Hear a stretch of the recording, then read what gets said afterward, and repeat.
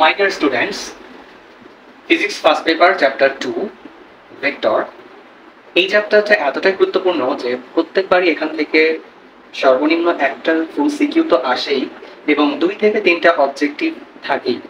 সুতরাং এই চ্যাপ্টারটি আমাদের খুবই মনোযোগ সহকারে পড়তে হবে এবং এই চ্যাপ্টারটি তুমি যদি আমার ক্লাসগুলো ভালো করে দেখো তাহলে তোমার যে ভয়গুলো ছিল সেই ভয়গুলো কেটে যাবে ভেক্টর চ্যাপ্টার সম্পর্কে। তো কথা না বাড়িয়ে চলো শুরু করি। প্রথমেই একটা চ্যাপ্টার পড়ার আগে তোমাকে জানতে হবে যে এই নামটা কেন দেওয়া হয়েছে চ্যাপ্টারের নামটি ভেক্টর কেন দেওয়া হলো অন্য কিছু না দিয়ে, কারণ অবশ্যই আমাদেরকে এখানে ভেক্টর সংক্রান্ত যাবতীয় বিষয় আলোচনা করা হবে।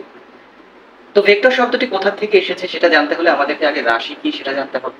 রাশি হচ্ছে এক কথায় বলতে গেলে যা পরিমাপ করা যায়। আচ্ছা, পরিমাপ করা যায় কি? যেমন তোমার হাতে থাকা কলমের দৈর্ঘ্য তুমি পরিমাপ করতে পারো, ভর তুমি পরিমাপ করতে পারো, এগুলা হচ্ছে পরিমাপযোগ্য, এই জন্য এটাকে আমরা রাশি বলি। যেগুলো পরিমাপ করা যায় না, যেমন তোমার রাগের পরিমাণ, তুমি অন্য কাউকে ভালোবাসো, সেই ভালোবাসাটা তুমি প্রকাশ করবে, সেই কি দিয়ে প্রকাশ করবে সেটা প্রকাশ করতে পারো না, তাহলে এগুলোকে তুমি রাশি বলতে পারবে না। এখন যেগুলো পরিমাপ করা যায় তার মধ্যে আমরা সকল রাশিকে 2 ভাগে ভাগ করতে পারি। কিছু আছে শুধু মান দিয়ে প্রকাশ করে ফেলা যেতে পারে। যেমন আমি যদি বলি যে একটা কলমের ভর হলো 100 গ্রাম, তাহলে কিন্তু আমার আর কিছু জানার প্রয়োজন পড়ে না ওই কলমটা সম্পর্কে। কিন্তু আমি যদি বলি একটা বস্তু এখান থেকে 10 মিটার সরণ ঘটিয়েছে, এখন তোমার মনে প্রশ্ন আসতে পারে 10 মিটার তো যে কোনো দিকে হতে পারে, পূর্ব পশ্চিম উত্তর দক্ষিণ ছাড়া অন্য যে কোনো দিকে হতে পারে, উত্তর পূর্ব পূর্ব পশ্চিম বিভিন্ন দিকে হতে পারে, তো অর্থাৎ দিকের প্রয়োজন রয়েছে। সেই ক্ষেত্রে সেটাকে আমরা ভেক্টর রাশি বলে থাকি। অর্থাৎ স্কেলার মানে শুধু মান লাগবে, আর ভেক্টর হচ্ছে যে সমস্ত রাশিতে মান প্লাস দিক দুইটার প্রয়োজন পড়বে। এখন স্কেলার এবং ভেক্টর সম্পর্কে তোমরা এর আগে শুনে থাকবে। স্কেলার হচ্ছে যেমন কোনো কাজের পরিমাণ, ভরের পরিমাণ। তাছাড়া আমি এখানে কিছু কনফিউজিং কোশ্চেন লিখে রেখেছি, অর্থাৎ কনফিউজিং দেখো 2টা করে সেট করেছি, দূরত্ব, সরণ, দ্রুতিবেগ এবং ভর ওজন। এদের মধ্যে কোনটা স্কেলার এবং কোনটা ভেক্টর এটা বুঝতে পারলেই আমরা কোনটা স্কেলার এবং ভেক্টর সেটা আমাদের পার্থক্য বুঝে নিতে পারবো। এখন দেখো দূরত্ব এবং সরণ, এটার মধ্যে আমরা কোনটাকে কি দিয়ে প্রকাশ করছি? দূরত্বকে ডি দিয়ে প্রকাশ করছি, ডিসটেন্স। আর আমরা সরণকে এখানে এস দিয়ে প্রকাশ করছি। আমরা দূরত্ব বলতে কি বুঝি? দূরত্ব মানে হচ্ছে, মনে করো যে তুমি একটা স্থান এ থেকে যাত্রা শুরু করেছো, শুরু করার পরে বি পথ পাড়ি দিয়ে সি তে এসেছো, তাহলে দূরত্ব হচ্ছে এ থেকে বি এবং বি থেকে সি মোট যোগফল, এটাই হবে তোমার দূরত্ব। আর সরণ হচ্ছে শুরুর বিন্দু এবং শেষ বিন্দুর মধ্যবর্তী যে ডিসটেন্সটা থাকবে, যে দৈর্ঘ্যটা হবে সেটা, অর্থাৎ এ থেকে সি বরাবর।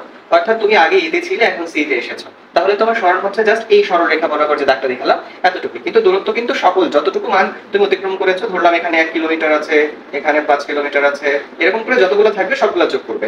আর সরণ হচ্ছে জাস্ট এইটুকু, এটা হতে পারে 2 কিলোমিটার বা 0.5 কিলোমিটার, যে কোনো কিছু হতে পারে, তবে সেটা একটা মান। আর দূরত্ব মানে সবগুলো যোগ করতে হবে।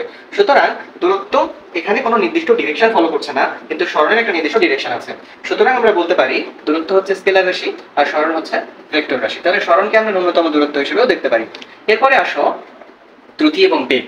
তো প্রথমে আমাদেরকে দ্রুতি এবং বেগের সংজ্ঞা জানতে হবে। বেগ বা দ্রুতি দুইটাকে ভি দিয়ে প্রকাশ করতে পারো এবং তার একক হলো মিটার পার সেকেন্ড। তাহলে আলাদা কোথায়? আলাদা হলো দ্রুতি মানে হলো একক সময়ে যে দূরত্বটা অতিক্রম করে সেটা, আর বেগ হচ্ছে একক সময়ে যে সরণটা অতিক্রম করে। তো আমরা একটু আগেই দেখলাম সরণ হলো ভেক্টর রাশি এবং ডি বা দূরত্ব হলো স্কেলার রাশি, সুতরাং দ্রুতি হবে স্কেলার এবং বেগ হবে ভেক্টর রাশি। এবং আরো দুটি রাশি আছে দেখো, ভর এবং ওজন। ভর তার নির্দিষ্ট কোনো ডিরেকশনের প্রয়োজন হয় না, কিন্তু কোনো বস্তুর ওজন মানে তার সাথে অভিকর্ষ ত্বরণ জি জড়িত থাকে, সুতরাং অবশ্যই তার ডিরেকশন হবে নিম্নমুখী। তাহলে আমরা বুঝতে পারলাম যে যাদের ডিরেকশন আছে তাদেরকে আমরা ভেক্টর রাশি বলছি, আর যাদের ডিরেকশন নাই তাদেরকে আমরা স্কেলার রাশি বলছি।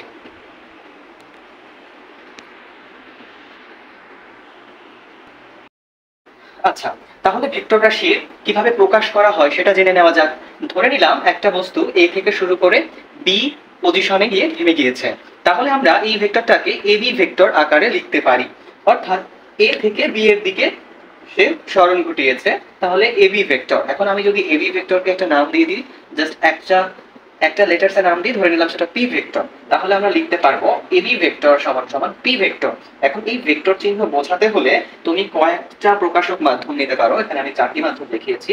সেটা হলো জাস্ট এবি লিখে মাথায় একটা দাগ দিতে পারো, বা যেটা পি দিয়ে প্রকাশ করা হয়েছে মাথায় একটা দাগ চিহ্ন দিতে পারো, অথবা মাথায় তীর চিহ্ন দিতে পারো, বা নিচে দাগ চিহ্ন দিতে পারো, অথবা বোল্ড করে লিখতে পারো। কিন্তু আমরা খাতায় লেখার সময় সাধারণত বোল্ড করি না বা বোল্ড করতে পারি না, করলে সেটা খারাপ দেখায়, এই জন্য এটা ব্যবহার করি না।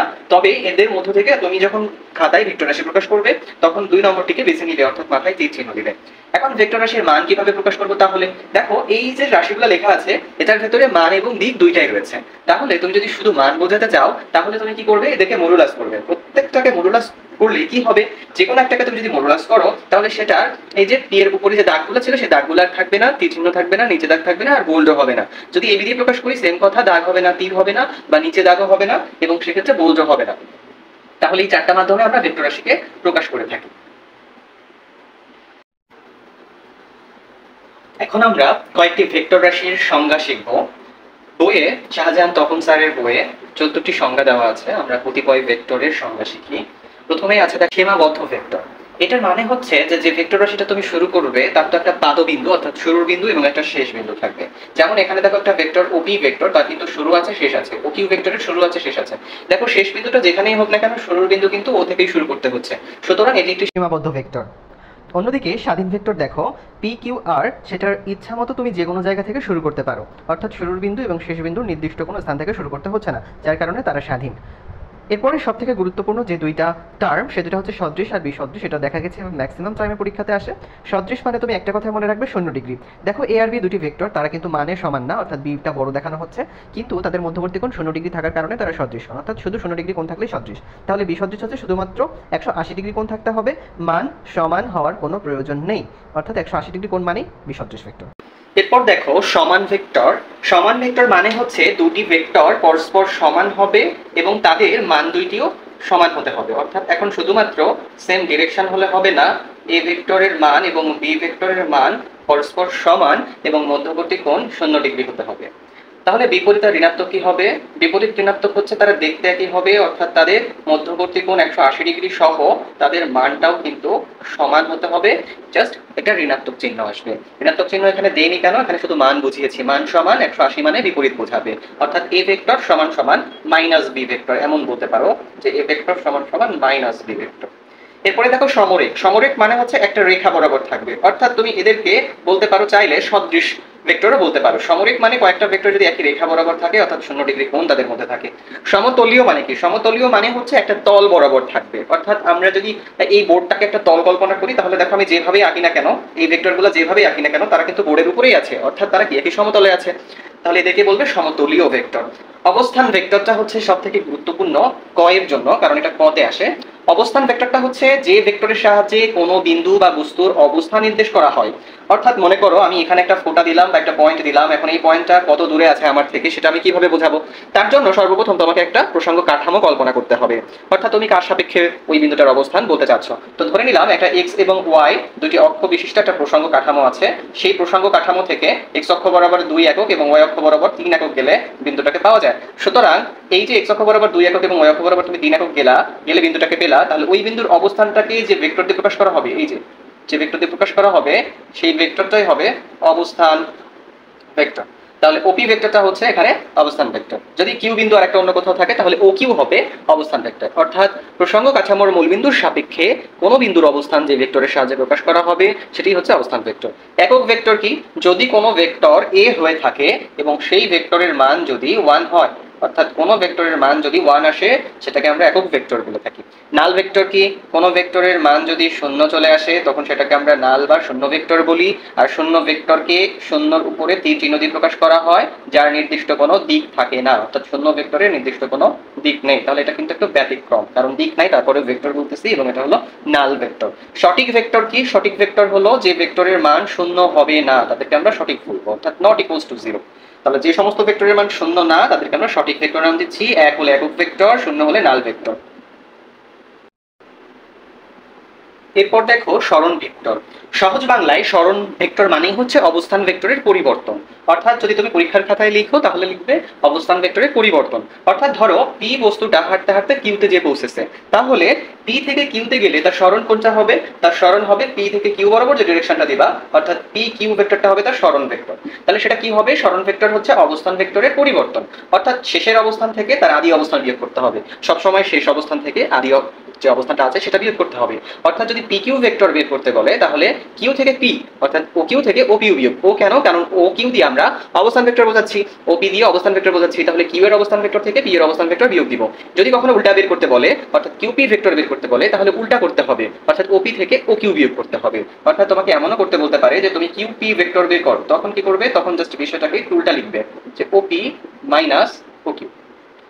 আশা করি বিষয়টা বুঝতে পেরেছো।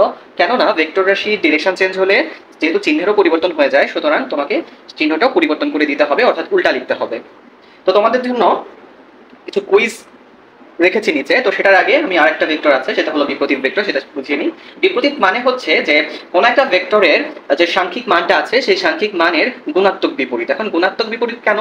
কারণ বিপরীত দুই ধরনের হয়ে থাকে। যেমন আমি যদি বলি 2 এর বিপরীত কত, তুমি বলতে পারো -2, কিন্তু এটা হলো ঋণাত্মক বিপরীত। আর গুণাত্মক বিপরীত মানে হলো 1/2। অর্থাৎ দেখো, একটি ভেক্টর 2i এবং আরেকটি ভেক্টর 1/2i, তাহলে এরা পরস্পরের বিপরীত হবে। তাহলে বিপরীত মানে হচ্ছে একটি ভেক্টরের সাংখ্যিক মানের বিপরীত গুণাত্মক বিপরীত মান বিশিষ্ট ভেক্টর, তারা পরস্পরের বিপরীত। এ হবে বি এর বিপরীত, বি হবে এ এর বিপরীত। আই দিয়ে কি বোঝাচ্ছি সেটা নেক্সট ক্লাসে জানতে পারবে। আই, জে, কে এগুলোকে একক ভেক্টর বলা হয়। কেন আই দেওয়া হলো এক্ষেত্রে সেটা নেক্সট ক্লাসে বুঝতে পারবে। তাহলে এখন আমাকে এই কোশ্চেনটা কমেন্ট সেকশনে অ্যান্সার দিয়ে দাও। দেখো, এ হচ্ছে 5i এবং বি হচ্ছে 1/5i, তাহলে এই ভেক্টরটিকে কি বলা যেতে পারে? 1 নম্বরে আমি লিখেছি সদৃশ ভেক্টর, 2 নম্বরে সমরিক ভেক্টর, 3-এ লিখেছি সমতলীয় ভেক্টর এবং 4 নম্বরে লিখেছি বিপরীত ভেক্টর। কোনটা অ্যান্সার হতে পারে? এবং যদি একের অধিক অ্যান্সার হয় তাহলেও সেটা কমেন্ট সেকশনে জানিয়ে দাও। এবং ক্লাসগুলো যদি ভালো লেগে থাকে তাহলে তুমি তোমার ফ্রেন্ড সার্কেলে এই ক্লাসটি ফরওয়ার্ড করো, কারণ আশা রাখছি খুবই অল্প সংখ্যক ক্লাসের মাধ্যমেই তোমাদেরকে ভেক্টর চ্যাপ্টারটি সম্পর্কে কমপ্লিট একটা ধারণা দেওয়ার চেষ্টা করব।